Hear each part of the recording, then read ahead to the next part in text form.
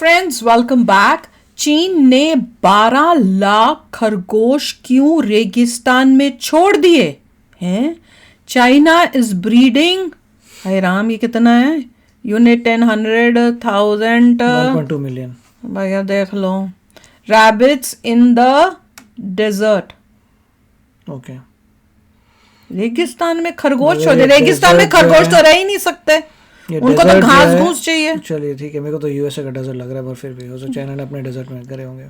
China के पास है, रेगिस्तान है। आपको नहीं दिख रहा है, मुझे फोटो नजर आ रही है, वो चाइना, मेरे को यूएसए का डेजर्ट लग रहा है। अच्छा चलो, जब आएगी फोटो आपके सामने बताना भैया। बिल्कुल। तो चलो वीडियो शुरू करते हैं। वीडियो शुरू करने से पहले अगर आप चैनल पर नए हो और आपने अभी तक सब्सक्राइब नहीं किया तो जल्दी से पहले सब्सक्राइब के बटन और बेल आइकन को क्लिक कर लो, ताकि आपको हमारे सारी न्यू वीडियोस के नोटिफिकेशन मिल जाए जैसे हम अपलोड करें। अगर आपको वीडियो पसंद आता है प्लीज लाइक एंड शेयर। चलिए शुरू करते हैं। खरगोश छोड़ दिए रेगिस्तान में। जंगल वंगल में कोई हरियाली जगह पे छोड़ने होते हैं, मैं तो ये भी नहीं समझ रहा रेगिस्तान में वो खाएंगे क्या? कई अजीब जी न्यूज़ आ रही है, पता नहीं कौन सी कंट्री से, मैंने देखा नहीं, वहाँ पे बकरियां बड़ी एक्सेसिव हो गई हैं, तो लोगों को बुला रहे हैं आओ बकरियों को मारो। हैं? पता नहीं क्या क्या चले, भेड़ों को मारो। अच्छा चलो देखते हैं, शुरू करते हैं वीडियो। चीन ने अचानक अपने रेगिस्तानों में खरगोश छोड़ने क्यों शुरू कर दिए? ज्यादा हो गए। चीन ने 1.2 मिलियन क्या खा रहे हैं? रैबिट्स छोड़ दिए हैं अपने रेगिस्तानों में। 12 लाख रैबिट्स। और क्यों छोड़े हैं ये सुनकर आप हैरान रह जाएंगे। क्यों? दोस्तों, चाइना कुछ भी करता है तो बिना अपने फायदे के कभी कुछ नहीं करता। चीन के साथ एक बहुत बड़ी समस्या थी। चीन के रेगिस्तान अपना आकार लगातार बढ़ा रहे थे। 1990s की बात करें, 90 के दशक की बात करें, तो चाइना का डेजर्टिफाइड लैंड जो था, जहां डेजर्ट था, रेगिस्तान था, वो 1.714 मिलियन स्क्वायर किलोमीटर था। बढ़ गया। 17 लाख मिलियन स्क्वायर किलोमीटर की तकरीबन, nearly 1/5 of the total countries land. यानी कि बट 2015 में जब ये आंकड़ा लिखा गया तो हैरान करने वाला था। सन 2015 आते आते चाइना का डेजर्टिफाइड लैंड, रेगिस्तानी इलाका बढ़ गया, एक्सपैंड हुआ 2.6 मिलियन स्क्वायर किलोमीटर। यानी कि 1/3 जमीन जो चाइना की थी वो रेगिस्तान में, मतलब धीरे धीरे सब रेगिस्तान बनता जा रहा है। चाइनीज अथॉरिटीज को होश आया, उन्हें ऐसा लगने लगा कि उन्हें जरूर बड़े कदम उठाने चाहिए, अन्यथा जो एक्सपेंशन हो रहा है रेगिस्तान का चाइना के अंदर, वो 10,400 स्क्वायर किलोमीटर एनुअली हो रहा था 21वीं सेंचुरी में। जैसे ही सन 2000 क्रॉस किया, तब से लेकर अभी तक हर साल 10,000 किलोमीटर से ज्यादा जो एरिया था चाइना का, वो रेगिस्तान में बदल रहा था। इस रोकने के लिए वहां पर बेहद बड़े प्लांटेशन के, एफॉरेस्टेशन जिसे कहा जाता है, प्लांटेशन के कार्यक्रम शुरू हुए, रेतीली जमीन को बांधने और वहां पर हरियाली लाने के लिए, ताकि जो एक्सपेंशन है, रेगिस्तानी जो लैंड था जो लगातार बढ़ता जा रहा था, उसे रोकने की मुहिम चलाई जा सके। ऊपर का पार्ट है उसका रेगिस्तान। और तभी एंट्री होती है चाइना की एक नामी गिरामी रेस्पेक्टेड साइंटिस्ट की, चाइनीज साइंटिस्ट जिसका नाम कियान ज़्यूज़ेन है। इन्होंने एक बहुत बड़ा चेंज लाया। इन्होंने कहा कि रादर देन हम सिर्फ पेड़ पौधे और घास उगाएं रेगिस्तान में, रेगिस्तान के एक्सपेंशन को रोकने के लिए, क्यों ना हम इसे एक इकोसिस्टम दें। और उसके बाद जानवर रखें, जो है 3 टेक्निक्स का इस्तेमाल किया गया। एक तो फॉरेस्ट्री, यानी कि जंगलों में जिस पैटर्न में पेड़ पौधे उगते हैं वो एकदम यूनिफॉर्म नहीं रहते।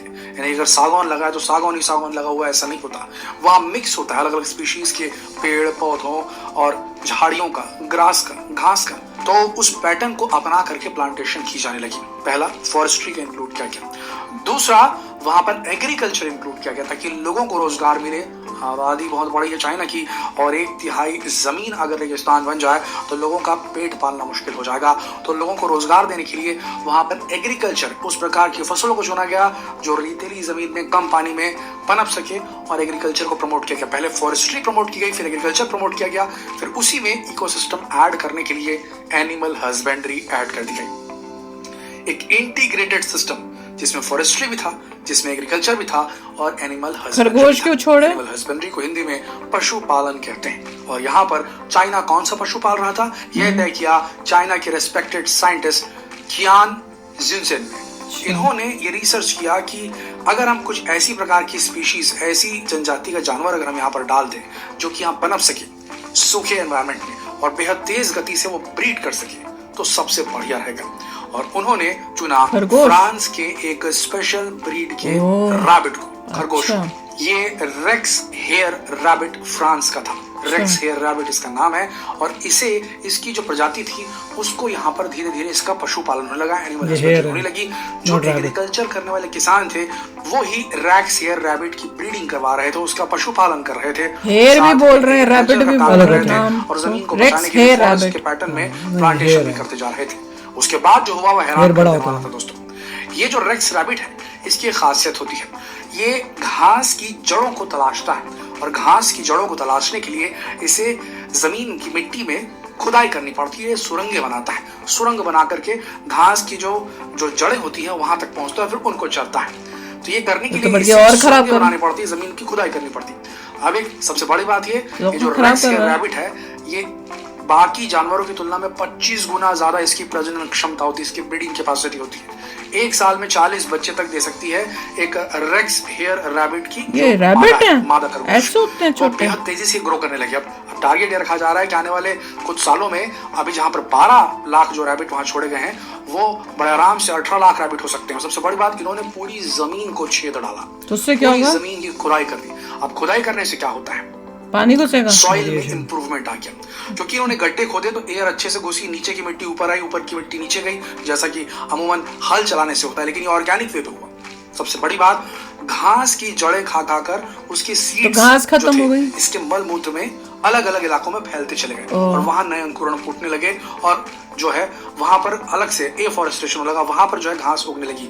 तो इनकी ब्रीडिंग के साथ और इनके खाने पीने के बिहेवियर के चलते, इनकी खुदाई के तरीके की वजह से बीज फैलने लगे, और वो इलाका ग्रीनरी में तब्दील होने लगा। वो इलाका जो पूरी तरीके से रेतीला था, धीरे धीरे वो अब ग्रीन होता चला जा रहा है। चाइना की जो रेगिस्तानी जमीन थी उसके ऊपर होना चाहिए वेजिटेशन का कवरेज, यानी पेड़ पौधे झाड़ियां जो कुछ भी था उसके कवरेज की परसेंट अगर देखें तो पहले 3% था। यानी 100 किलोमीटर का अगर रेगिस्तान है तो 3 किलोमीटर बस में जो है अलग अलग जगह छितराया हुआ थोड़ा बहुत वेजिटेशन, थोड़े बहुत जो है झाड़ियां जो है पेड़ पौधे दिखाई करते थे। लेकिन जब वहां पर इंट्रोड्यूस किया गया रेक्स हेयर रैबिट को, उनकी प्रजाति को बड़े तादाद में, तो उन्होंने इस प्रकार की खुदाई की, इस प्रकार का मल मूत्र से छिड़काव किया, और साथ में उनके एक्सक्रीटा में, उनके मल मूत्र में जो बीज फैलते चले गए, उसके चलते हुआ ये कि जो रेगिस्तान में सिर्फ 3% वेजिटेशन पेड़ पौधे नजर आते थे, अब वहां पर 84.7% 2021 में दर्ज किए गए हैं। 84% से ज्यादा जमीन जो रेतीली जमीन है, रेगिस्तानी जमीन, उसके ऊपर भी पेड़ पौधे झाड़ियां घास देखने को मिल रही है। और जितना ज्यादा ये होता जाएगा उतनी ज्यादा जमीन कन्वर्ट होती जाएगी, रेतीली जमीन से नॉर्मल मिट्टी में आती जाएगी, रेगिस्तान जो है वो हटता जाएगा, और एक नया हरा इकोसिस्टम वहां डेवलप होता जाएगा। ये अपने आप में एक बहुत बड़ा प्लान था जो चाइना ने वहां एग्जीक्यूट किया है, और इसे दुनिया को देखना चाहिए। दोस्तों सबसे बड़ी बात यह है कि जो लोग वहां काम कर रहे थे, जो किसान वहां पर किसानी कर रहे थे, जिनको एडिशनली एनिमल हस्बेंड्री करने बोला गया था, पशुपालन इस रैबिट का करने बोला गया था, और साथ में फॉरेस्ट्री के हिसाब से वहां पर उस पैटर्न में, जंगल के पैटर्न में पेड़ पौधों को वहां पर प्लांट करने का जो उन्हें आदेश दिया गया था, हुआ ये कि उनकी आमदनी बढ़ने लगी। पानी कहां से लेके आते हैं? जब बढ़ते हैं तो उनका इस्तेमाल बहुत ही महंगे फर के लिए किया जाता है। फर, उनके ऊपर की चमड़ी जो होती है, खाल, उससे बहुत ही महंगे दामों पर बेचा जाता है। साथ में उसका जो मीट होता है वो चाइना में बहुत बड़े पैमाने पर कंज्यूम किया जाता है। तो यही लगाता है, इसलिए कर रहे हैं। खासी आमदनी होने लगी जो किसान वहाँ काम कर रहे थे उनकी, तो वो भी और प्रोत्साहित हुए, और ये काम और चलते जा रहा है। इंटीग्रेटेड इकोसिस्टम डेवलप करके फॉरेस्ट्री, एग्रीकल्चर और एनिमल हस्बेंड्री को एक साथ इंक्लूड करके, इनका ट्रायंगल बना के इन्होंने वहां पर चाइना के साइंटिस्ट ने और वहां के किसानों ने मिल करके रेगिस्तानी जमीन को हरा भरा इलाका बनाने का एक जो मुहिम इनकी चली थी वो सक्सेसफुल होती नजर आ रही है, और इसे हर देश को अपनाना चाहिए। अगर सक्सेसफुल हो सकता है तो ये भारत में भी हो सकता है। भारत में भी जो रेगिस्तानी जमीन है उसे पूरा राजस्थान कर दो हरियाली। इस पर आपकी क्या राय है, क्या कहना है आपका, नीचे कमेंट सेक्शन में लिखकर बताएं। जितना हो सके इस वीडियो को शेयर करें, फेसबुक पर, व्हाट्सएप पर, यूट्यूब पर। जल्द मिलते हैं आपसे अगली वीडियो में, तब तक के लिए आप सबका इस वीडियो के अंत तक बने रहने के लिए दिल से धन्यवाद। भाई मुझे तो ये समझ नहीं आ रहा, जैसे ये बोल रहे थे चलो तुमने रैबिट रख दिए, उन्होंने घास कर, पानी कहाँ से आ रहा है? पौधे उगे, वो भी पानी पीना है, इन्होंने वो जगह रेगिस्तान क्यों है? मतलब वो नहीं समझ, क्योंकि वहाँ पानी नहीं है।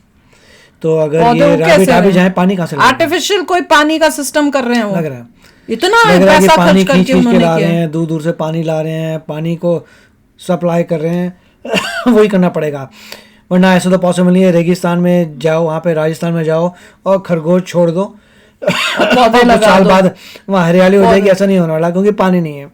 वो कह रहे हैं ना वो वाली वेजिटेशन कर रहे हैं जिसमें पानी कम चाहिए हो, पर अगर तुम्हें तो भी अगर कम पानी वाला चाहिए तो वो ये रैबिट जो है वो उसको भी तो अपना खाना चाहिए। ये क्या उसको तो पानी रेगिस्तान चाहिए। वाला रैबिट है?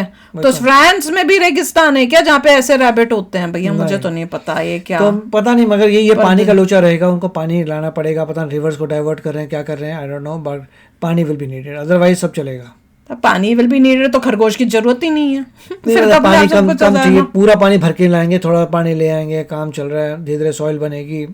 देखना चाहिए, स्टडी करनी चाहिए कि भैया ये कितना इफेक्टिव है, क्या इसमें है, और अगर वाकई में ये कुछ काम वाली बात है तो फिर तो यूज करना चाहिए। हमारे भी जो सुनने में आ रहा था ना कि हमने भी किया है। रेगिस्तान बढ़ रहा है, नहीं, इंडिया हमने में भी किया तो था, कहा हाँ। किया था कि हम भी वहां पे वो पेड़ पूड़ उगा के 2-3 उनको रोक किलोमीटर रहे की हैं। स्ट्रेच, 2-3 हाँ, किलोमीटर पूरे हाँ, सारे पेड़ हमने करे हाँ, जिससे किए हैं, ताकि इधर ना आ जाए, रेगिस्तान और या, बढ़ता तो ना हमने भी जाए, वो किया। हमने भी किया है। Right. पर देख लो, ये पूरा जोर लगा के अपना जो भी प्रॉब्लम होती है उसको लैंड सॉल्व तो कर कोशिश कर रहे हैं कि ये लैंड अपनी लोग ग्रैब करें, और इनको, और यहाँ नीचे नीचे ग्रैब करी जा रहे हैं, ऊपर उनका रेगिस्तान बढ़ता जा रहा है, और वो मूव कर करके नीचे के एरियाज में दूसरे देशों के लैंड को ग्रैब कर रहे हैं।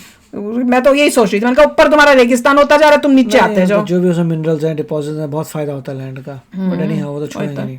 पर देख लो कि अपने देश में कैसे कैसे आइडियाज लगा के उनकी प्रॉब्लम्स प्रॉपरली सॉल्व कर रहे हैं ये लोग। मैं तो वो देख के हो रही थी, इम्प्रेस्ड हो रही थी, होना नहीं चाहती थी पर हो रही थी, क्या करूं। फिर लग रहा था कि बाकी देशों को भी ऐसे इमीडिएटली एक्शंस लेने चाहिए, बैठे थोड़ी रहना चाहिए। दिख रहा प्रॉब्लम है तो उसी टाइम उसके इलाज सोचो क्या है और उसको करो, रादर देन 50 साल तक वेट कर रहे हैं कि क्या करना है, तब तक इतना आउट ऑफ कंट्रोल चला जाए।